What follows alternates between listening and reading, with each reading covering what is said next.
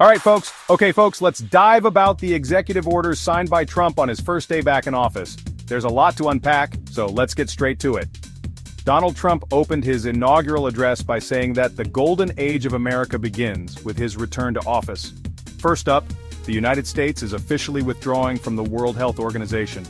Trump said the WHO had failed to act independently from the inappropriate political influence of WHO member states and required unfairly onerous payments from the US that are disproportionate to the sums provided by other, larger countries, such as China. What do you think? Let me know in the comments below.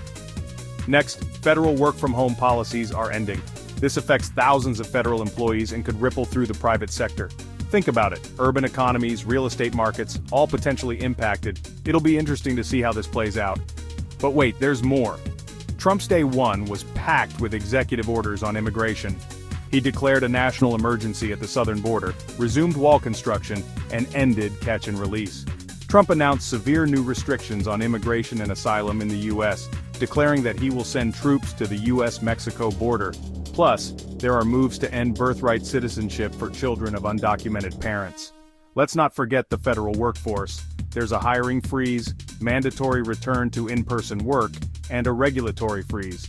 If you're a federal employee or know someone who is, things are about to change in a big way.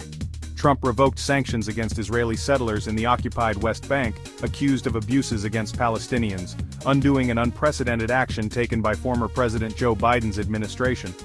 Another significant order recognized only two biological sexes in government documents and put an end to diversity, equity, and inclusion programs. Additionally, Trump pardoned approximately 1,500 individuals involved in the January 6th Capitol siege. He's also paused the enforcement of the TikTok ban for 75 days. What's next for TikTok? We'll have to wait and see.